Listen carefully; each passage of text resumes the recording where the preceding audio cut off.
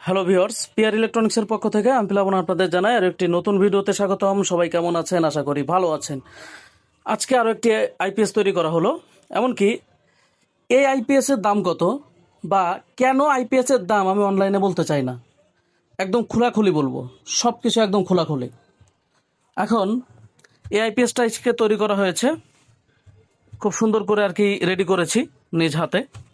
দেখতে পাচ্ছেন কেবল মেজারমেন্ট একদম যতটা গোছালোভাবে করা যায় ততটা চেষ্টা করেছি, কারণ সাইন ওয়েভের কাজে বেশি তার প্রয়োজন হয় না। 3 তারে কালেকশন একদম অ্যাকুরেটভাবে চেষ্টা করেছি। 8টা ফ্যান ব্যবহার করা হয়েছে। হাইট সিংয়ের 4 স্টেপের বোর্ড আমি ইউজ করি, এমনকি অরিজিনাল টিএলপি। এইখানে ক্যাবিনেটটা কেটে তারটা এখান থেকে নেওয়া হয়েছে, এখান থেকে ঘুরিয়ে নিলে কিন্তু দেখতে খুব খারাপ লাগতো। অনেক কিছু মাথায় রেখে একটা আইপিএস ফিটিং করা হয়। এটা হচ্ছে হাই বডি, গতকালকে যেটা দেখেছিলেন ওইটা হচ্ছে নিচু বডি। এই হাই বডিতে সমস্যা হচ্ছে প্যাকেটিং করতে ঝামেলা হয়। এমনকি হাই বডিতে আরেকটা সুবিধা হচ্ছে, সব থেকে মেইন যেটার জন্য হাই বডি করা হয়, চেম্বার 2টা, ট্রান্সফরমারের জন্য একটা, এমনকি সার্কিটের জন্য একটা। এটাও কিন্তু অ্যালুমিনিয়াম দিয়ে করা হয়েছে ট্রান্সফরমার। এটাও 4.5-4 ইঞ্চি ফিটনেস, এমনকি ফ্ল্যাট অ্যালুমিনিয়াম ব্যবহার করা হয়েছে সেকেন্ডারিতে। আর এটা হচ্ছে একটা 800 ওয়াটের আইপিএস।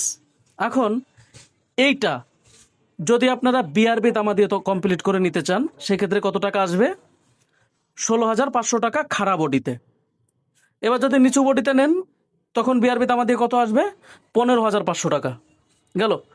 এরপরে আপনারা যদি সুপার তামা দিয়ে নিতে চান, যেটা হচ্ছে ঢাকার তামা বা সুপার তামা বলে, ওটা দিয়ে নিতে চান, সেই ক্ষেত্রে এটার দাম কত পড়বে? 14,500 টাকা নিচু বডিতে বা খাড়া বডিতে সুপার তামা দিয়ে নিলে। অ্যালুমিনিয়াম দিয়ে নিলে 13,500 টাকা। খাড়া বডিতে নেন আর উঁচু বডিতে নেন, মানে নিচু বডিতে নেন, আপনার অভিরুচি। অ্যালুমিনিয়াম দিয়ে নিলে 13,500 টাকা, সুপার তামা দিয়ে নিলে 14,500 টাকা, বিআরবি গাজি বা আরও ভালো মানের যত তামা আছে সেগুলো দিয়ে যদি নেন 16,500 টাকা। এ হচ্ছে কোয়ালিটি। সার্কিট সেম থাকে, ক্যাবিনেট সেম থাকে, কুলিং সিস্টেম সেম থাকে, ট্রান্সফরমারের ফিটনেস সেম থাকে, শুধুমাত্র তামায় পরিবর্তন। আমি কোন কোম্পানির তামা ইউজ করছি, নাকি হাইব্রিড ইউজ করছি, নাকি অ্যালুমিনিয়াম ইউজ করছি। হাইব্রিড আমি কখনো সাজেস্ট করি না, সরাসরি অ্যালুমিনিয়াম, যেহেতু আমার ঝালাই প্রসেস জানা আছে, খুব সুন্দর করে কাজ করেছি এবছর অনেকগুলো অ্যালুমিনিয়াম দিয়ে, কোনোটায় কোনো সমস্যা হয়নি বা আশা করি হবে না। ঝালাইতে সব থেকে বেশি টেনশন ছিল, সেটা সমাধান বের করে ফেলেছি, যার কারণে এবছর সব অ্যালুমিনিয়াম দিয়ে করা হয়েছে, খুব সুন্দরভাবে করা হয়েছে। তামা দিয়ে যেমন চাইবেন সেরকম দামে নিতে পারবেন। এটা হচ্ছে 800 ওয়াটের ক্ষেত্রে। 1000 ওয়াটের একরকম দাম, 500 ওয়াটের একরকম দাম। তা 500 ওয়াট আর 800 ওয়াটের ভিতরে 19 আর 20 তফাৎ, যার কারণে আমি সাজেস্ট করি 800 ওয়াট নেন।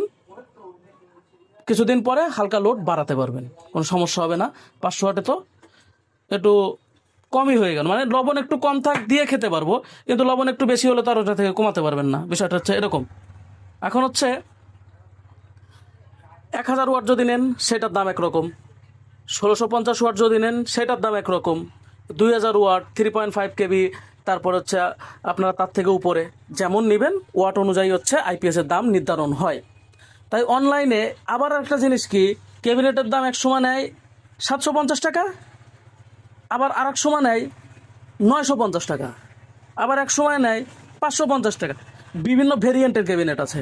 যেমন লুমিনাসের আমি যেটা আগের দিন ব্যবহার করেছিলাম, ওটা দেখেছিলেন। ওটা কি হয়েছিল, ওটা মোটা মোটা সিটের, ওর আবার একটা পাতলা সিটের পাওয়া যায়, ওটা আবার 50 টাকা 100 টাকা কম। মানে কি, ক্যাবিনেটেরও কোয়ালিটি আছে। এরপরে আমি কি মসফেট ব্যবহার করছি এটার উপরে ডিপেন্ড করে। ভোল্টেজ ভেরিয়েন্ট বাড়লে তখন আরও ভালো মানের মসফেট ব্যবহার করতে হয় অন্য নাম্বারের, যেটা ভোল্টেজ ক্যাটাগরি এম্পিয়ার ক্যাটাগরি বেশি থাকে। এ হচ্ছে বিষয়।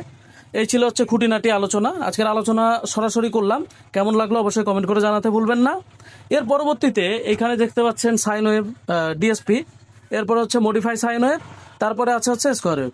আপনার যে কোয়ালিটি লাগে, আপনার যে কোয়ালিটি লাগে, মানে টোটালি হচ্ছে 3টা কোয়ালিটির হয়। এখন 3টা কোয়ালিটির ভিতরে যদি আপনারা চান যে ডিএসপি সাইন ওয়েভের ওয়েবটা কেমন হয় অসিলোস্কোপ দিয়ে দেখাতে পারবো, মডিফাই সাইন ওয়েভের ওয়েবটা কেমন হয় সেটাও দেখাতে পারবো, স্কোয়ার ওয়েভের ওয়েবটা কেমন হয় সেটাও দেখাতে পারবো। এই হচ্ছে বিষয়। এখন 3টার যে ওয়েব বা লোড দিলে তাদের ওয়েব কেমন পরিবর্তন হয় সব কিছু সম্পর্কে যদি ভিডিও দেখতে চান, আরও ক্লিয়ারভাবে যদি ভিডিও দেখতে চান আইপিএস সম্পর্কে, অবশ্যই কমেন্ট করে জানাতে পারেন। যথেষ্ট পরিমাণে চেষ্টা করব খুব সুন্দরভাবে ভিডিওটা তৈরি করার। বেশি বেশি কমেন্ট করেন।